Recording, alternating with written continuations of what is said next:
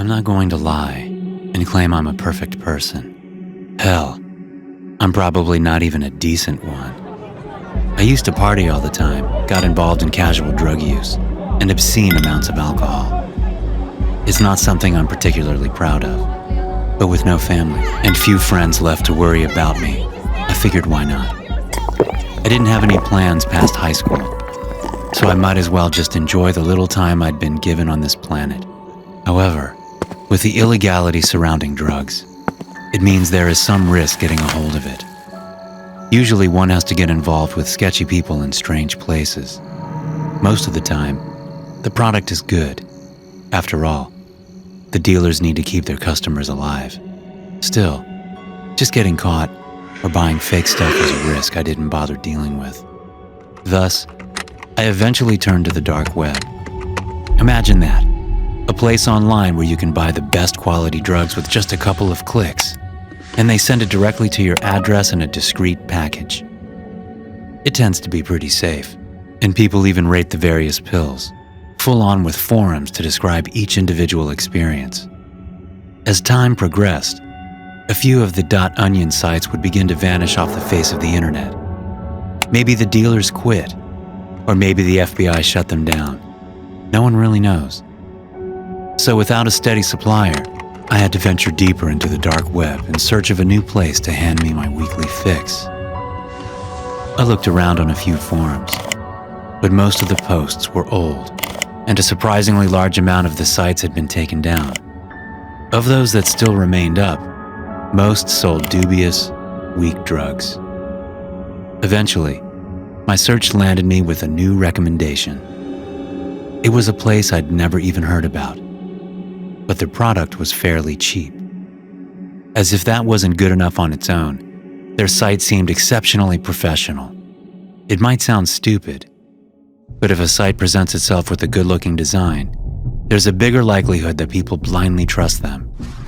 I never claimed to be smart. Yes, I was one of those gullible people, and it damn near cost me my life. The website I found didn't even have a name. It just displayed a logo that consisted of a pill in the center of a bullseye.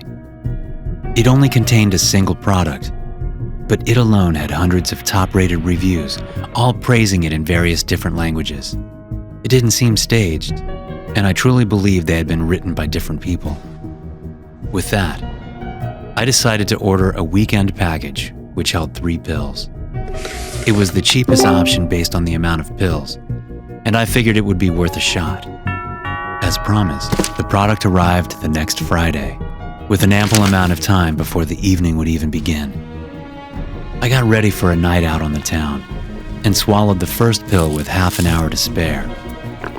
Of course, I made sure the dosage was fit for my body weight and previous experiences, knowing the real risk of overdoses if I wasn't careful. Then, I left my house, ready to waste another night of my life, and darkness. With that, my memories were shattered into a million incomprehensible fragments. Whether I went to a club or just passed out in the street, I didn't know. It was all beyond hazy, a mesh of colors and sounds that didn't convey any meaning.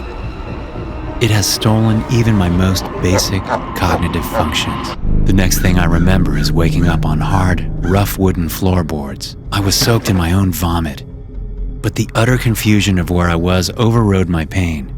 It was dark, which came as both a blessing and a cause for unrest. At least my eyes wouldn't suffer, but it added to the mystery of where I'd awoken. There wasn't much in the room, except for a cupboard, a few moldy chairs, and a broken fireplace.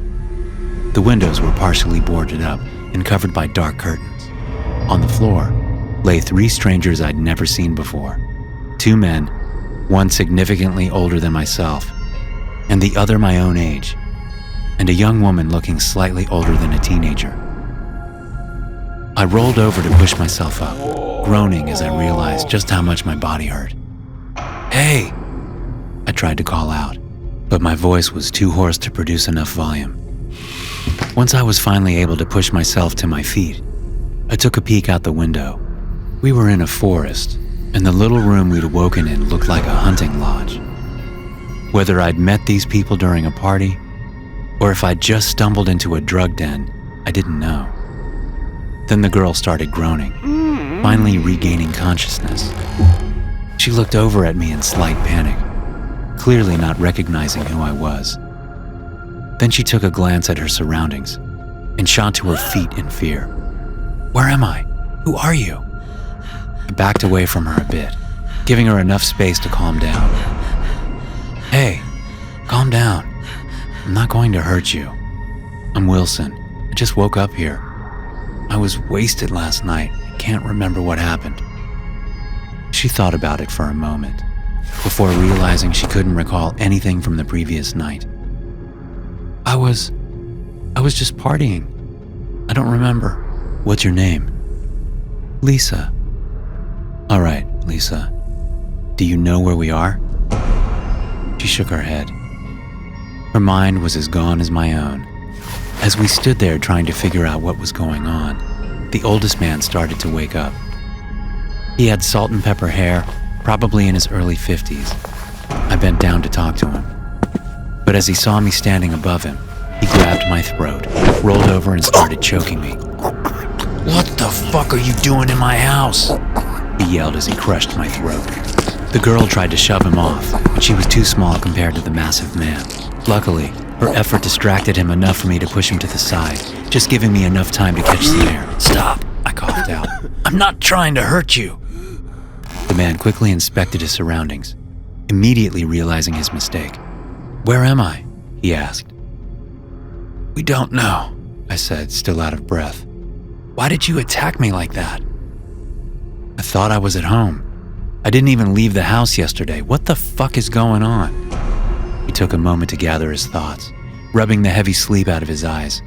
He was a well-built guy for his age, clearly with some experience in fighting. Lisa went closer, ready to introduce herself. "I'm Lisa," she said as she reached out her hand. Adam Morrison. Do you guys remember anything?" We both shook our heads. The fourth guy was still unconscious, lying face down on the ground. Adam went over to shake him awake, hoping he had some clues as to what had happened the night before. "Hey man, wake up," he said as he shook him another time. He still didn't react. Oh boy, that's not good. He then proceeded to turn him over. Lisa and I immediately jumped back in shock as we noticed several bullet holes to his torso. He was dead, and probably had been for quite some time. In addition, there was a note stuck to his corpse. Lisa and I were speechless, but Adam didn't seem all that horrified. He just took the note off the guy and started reading it aloud. "Thank you for your purchase. Let the games begin." On the paper, I noticed an all too familiar logo. It was the bullseye with a pill in the middle, from the same dark web site I'd purchased drugs from. "What, you know this logo?" he asked me. "Yeah, I bought some pills from there a few days ago." "I did the same," Lisa said. The man sighed. "Guess we're all in the same boat then. Whoever these guys are, they're not just drug dealers." "What do they mean by games, though?" Lisa asked. "I'm not sure yet, but..." He was interrupted by someone knocking on the door. We all jumped back from the sudden noise, but none of us dared open up. 3 knocks were all we got before a paper slid in under the door. Adam rushed to pull open the door, but there was no one on the other side. All that lay before us was a dense forest through which someone could easily vanish within a second. We'd basically have to crawl to get through it. He picked the note off the ground and started reading. "Dear users, thank you for participating in the yearly hunt. You have 24 hours to escape the forest, or you will be eliminated from the game. Hunters have been dispatched to track you down. Good luck." He handed the letter to me and I read it over again. Just like the previous note, it held the same logo. "What the fuck are we going to do?" Lisa asked on the brink of tears. Adam went from window to window, making sure the rotten blinds and boards were properly covering them up. "We're going to get the fuck out of here. But first, you need to get out of the neon yellow top of yours," he said as he pointed to Lisa. What? We need to stay hidden. These bright clothes won't help. He went to the nearby closet and started rummaging through it. Within seconds, he found some old jackets and shoes that were wet and partially broken down over time. Put these on. My clothes were already fairly dark, as were Adam's. He seemed experienced, which gave me a minor glimmer of hope. Are you sure about this? Beats staying here and getting slaughtered. We didn't need any further convincing. Adam seemed to be the only one with even the faintest idea on what to do. Because of that, we diligently followed him outside, keeping our heads low as we got ready to crawl through the dense forest. It was about midday, and still we couldn't see more than a few feet ahead. Even after a few hours passed, we still didn't see any of the aforementioned hunters. Still, Adam kept telling us to keep quiet, and to only step where he did. Lisa struggled to keep up, as she had replaced her high heels with shoes that were 2 sizes too big for her feet. Suddenly, Adam stopped dead in his tracks, causing us both to bump into him. He'd noticed something on the ground, a tripwire. It was connected to spikes that would have emerged from the ground it triggered, killing whoever unfortunate enough to walk into the trap. How the hell did you see that? Don't worry about that. Let's just say I have experience with it. The day went on, and my legs were getting to the point of total collapse. Adam kept looking up at the sky, but the clouds had since fallen away behind a thick layer of dense clouds. Where are we heading? South, I think. I'm not sure. I was exhausted, out of shape, and hungry. Lisa didn't fare much better. She sat down to take a break, which seemed to annoy Adam. No sooner had she stopped moving before we heard a brief whizzing sound, as if a bee had flown by at incredible speed. What was? I tried to ask. Get down! Adam screamed. Another whiz was heard, followed by a hole produced in the tree behind us. Splinters exploded from the hole through the air. Shit, shit, shit, I screamed as I realized someone was shooting at us. Lisa got up to run in panic. Adam called for her to get down, but it was too late. Several more bullet holes were created in the scenery around her as she ran, none even close to hitting her. It was almost as if they weren't aiming at her. Instead, they just let her keep running.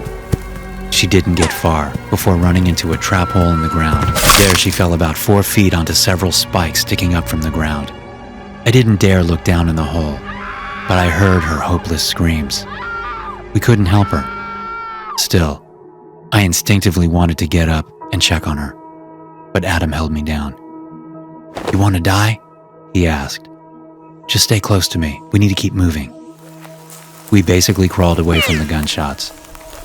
But just like with Lisa, none of the bullets even came close to hitting us. It felt more as if they were hurting us in a certain direction, but I wasn't going to stick around and find out if that was truly the case. What about Lisa? I asked. She's dead. Keep moving. We spent minutes crawling before reaching a hill. Once we'd gotten halfway down, the shooting stopped. Adam pulled me to my feet and we kept running downwards.